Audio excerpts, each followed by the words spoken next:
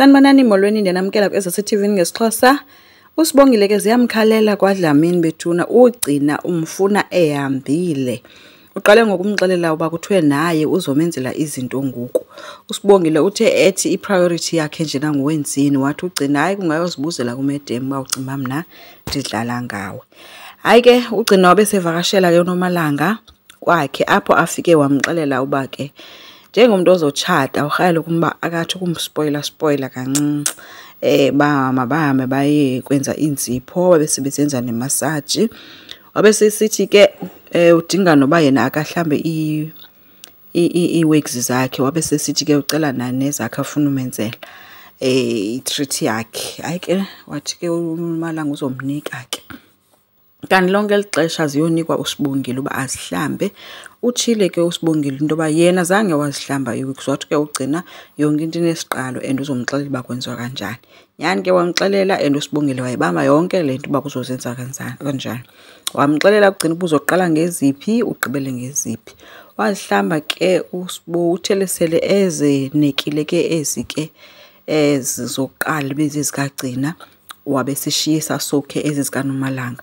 Wafika ugcina wabona uba ezakhe nazi yasezixhonyiwe ezikaNomalanga zezisasokhe apha. Hayi ke usisi wayothatha into endicinga uba yibleach wayigalela hayi kancinci kwiwigs ezisemanzini. Khange abonwe mntu ke uyaphuma ke apho. Uvelephi naye ngapha usengxakini uZakes umphethe umtshintsha nendlela yokunxiba akasamfuneni neetshomi futhi ngaphezulu. Uthi nje kwayindlela anxiba ngayo emsebenzini makayeke makanxibe ilokhwe ngoku. Uthe efika wafika uZakes etshintshe nalo wardrobe yakhe emthengele ilokhwe zodwa ezinye azikho ezibize zakhe. Wabe sethatha ke wanxiba ke ilokhwe kubheka emsebenzini kodwa uthe xa ebuya emsebenzini wadlula ezishophu ke wabuya wafika indoda yakhe isebhizi ipheka imbuzi bakanika ngubani umfazi apha endlini. Kwacanda into yoba ke uthi hayi besawujonga into zokunxiba uthi uZakes khawuveze ke ezo mpahla. Uye waziveza ke impahla uthe uZakes xa ezijonga ezo mpahla wathi hayi le imfitshane into ngeke ukwazi uyinxiba enye wathi le iza kupitsa uzukwazi uyizinxiba. Wabe sesithi ke zonke ezi mpahla ozithengileyo zizojikiswa ngoba okokuqala bekumele uba wena before uhamba ubheka eshop uyothenga njengomfazi uyandiconsulta sithethe into yoba sihamba siyothenga iimpahla zakho ndikukhethise izinto ezirayithi. So ezinye iimpahla zozinxitywa apha ezinye ziphindiswa back eshop. So uZakes umbetha ngolunye uswazi ke uVelephi akambethi ngasandla kodwa umpanisha ngokuthi amtshintshe indlela yokunxiba. Nabo ke ugcina noNomalanga bazothatha iwaves zabo xa befika uNomalanga ezakhe zimoshakele ezikagcina zirayithi. Wabe sebuza ke uNomalanga uba kwenzeke ntoni kwezakhe ngoba lokho uyazibona ezikagcina zirayithi. Usibongile umxelele kuba yena ulandele ii-instructions zikagcina nango ukugcina esithi hayi inoba uzilandelelanga kakuhle. uNomalanga uthuswa kukuba ezikagcina zirayithi. Kuthe gqina Kwenzo ke ebuza uba kwenzekani apha wachaza ke uNomalanga uba uSibongile ukwenza ubuzile ke uSibongile uba uyenze ngamabomu na yonke le nto. Wabe sesithi uSibongile no. uNomalanga uthe kufuneka apanishwe ke uSibongile. Wabe sethi ke uSibongile uyacela angaxelelwa uMedem. Wathi nje uNomalanga kufuneka exelelwe nogcina bebengqinelana.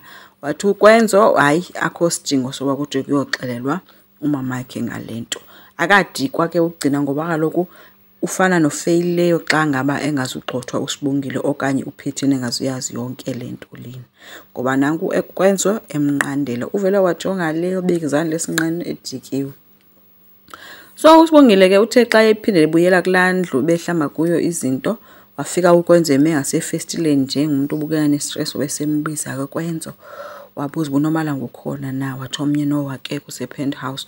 Wabe sembuza ke uSibongile uba ngenyani Kwenzo ucinga uba mna ndiyenze nyani into yoba ngamabomi into yoba kuthiwe ndenze yonke le nto endiyenzileyo. Kubo bonke abantu abangandicingela ngaloo nto wena pho ethi uyandazi nje Kwenzo ave ndiphoxekile. Waxolisa ke uKwenzo waphuma ke uSibongile wamshiya apho. Uyishiyeke ekhwaza ke uKwenzo khange ajike kwayena ke uSibongile. uKwenzo uyafa si-stress. Unjengayo uncokola nebrother yakhe uthi utata omdala uKwenzo ukufuzile and ufuze kakhulu. Wabe sithi njengoba wena ungasifuni nje isithembu kanti unganaso ngoba unomfundo angangumfazi oright, qha wena uwoyika umfazi lo wakho. Unjengaye behleka ke esithi hayi ngeke yenzeke loo nto leyo. Ubuzile ke utatomdala uba umntana yena uthini ngaye, kuthe engekaphenduli ke unjengayo kwatsho inoko emnyango kanti ngukwenzo. So uthe ukwenza ka bengena basesemxelela ke into yoba indoda sifuna ukuba siyabona uba wena uhamba kancinci rhuqa inyawo ke yonke le nto, sikwenzele ke ileta ozoyisa kwaSokhabasi. So ileta leyo yokuba ahambe ayocela umakoti. Ukwenza uvele wabonakala edane apha ebusweni because le into ebengekayilindile ibizohamba ihambe ide ifike. Enkosi, ngicela siqhubeke, subscribe, like, singakhomenta futhi. Bye.